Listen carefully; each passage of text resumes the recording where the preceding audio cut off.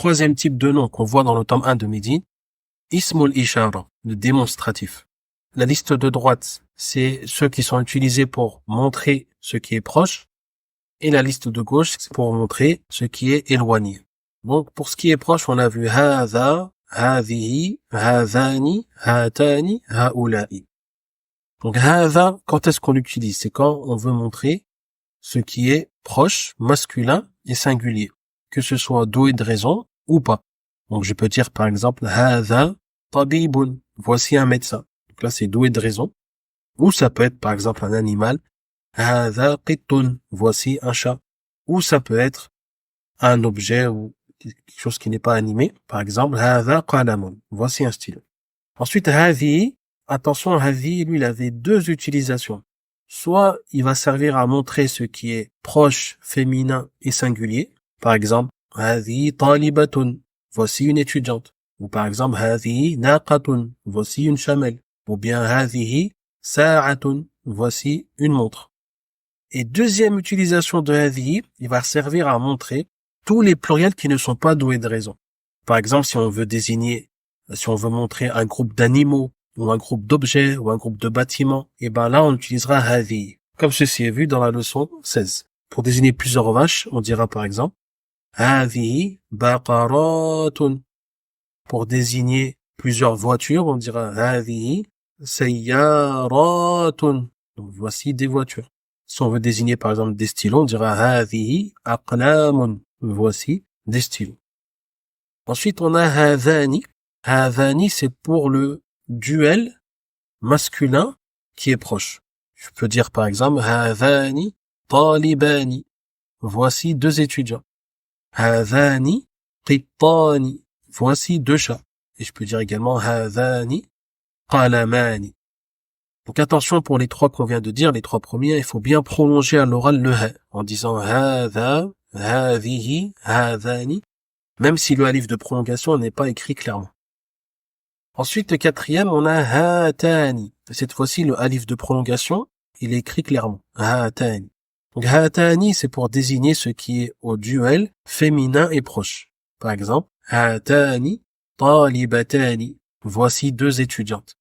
Ou bien, hatani baqaratani. Voici deux vaches. Ou bien, par exemple, hatani sa'atani. Voici deux montres. Et le dernier, haula'i, en prononçant bien le ha à l'oral, hein, haula'i. Donc c'est pour désigner du pluriel doué de raison qui est proche. C'est pour montrer soit un groupe d'hommes, soit un groupe de femmes. Par exemple, haula'i tullabun. Voici des étudiants. Ou bien, haula'i talibatun. Voici des étudiantes. Qu'attention, haula'i, lui, c'est que pour les doués de raison. Et peu importe que ce soit masculin ou féminin. Donc, haula'i tullabun, haula'i talibatun. Ensuite, on passe à ceux qui servent à désigner ce qui est éloigné. Donc, on a dhalika, tilka et ulaika. Quand est-ce que j'utilise dhalika? Dhalika, c'est pour montrer ce qui est masculin, singulier et éloigné. Par exemple, dhalika talibun. Voilà un étudiant. Ou bien, dhalika qittun. Voilà un chat.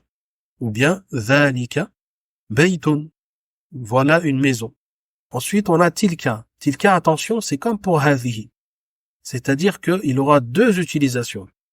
La première utilisation, c'est quand on va désigner ce qui est féminin, singulier et éloigné. Par exemple, tilka talibatun. Voilà une étudiante. Ou bien, tilka naqatun. Voilà une chamelle. Ou bien, tilka sa'atun. Voilà une montre. Et la deuxième utilisation, c'est quand on voudra montrer un pluriel qui n'est pas doué de raison. Donc, c'est-à-dire, si on veut montrer un groupe d'animaux, si on veut montrer un groupe d'objets, un groupe de bâtiments, eh ben, on utilisera tilka. Par exemple, s'il y a plusieurs chiens au loin, eh ben, je dirais tilka kilabun. Voilà des chiens. Ou si je veux montrer des livres, je dirais tilka kutubun. Tilka kutubun. Voilà des livres. Et le dernier, c'est ulaika. Ulaika. Attention dans la prononciation, le waouh est écrit mais ne se prononce pas. On ne doit pas le prononcer. Et après le lam, on doit faire une prolongation. Entre le lam et la hamza, il y a une prolongation à faire à l'oral. Ulaika. Donc attention, il ne se prononce pas de la même manière qu'il s'écrit. Donc on doit dire ulaika. Ulaika, lui, c'est comme pour haula'i, c'est pour désigner un pluriel doué de raison. Mais cette fois-ci qui sera éloigné. Et peu importe que ce soit un groupe d'hommes ou un groupe de femmes. On dira par exemple Ulaika tullabun. Voilà des étudiants. Tout comme on dira Ulaika talibatun. Voilà des étudiantes. Donc attention, Ulaika, lui c'est que pour ce qui est doué de raison. C'est pour désigner soit un groupe d'hommes, soit un groupe de femmes. Donc voilà pour les démonstratifs. Donc il faut être capable de les utiliser, de les traduire, de les reconnaître. Ensuite, quatrième type de nom qu'on voit dans le tome 1, c'est l'ismu al-mawsoul. L'ismu al-mawsoul, le pronom relatif.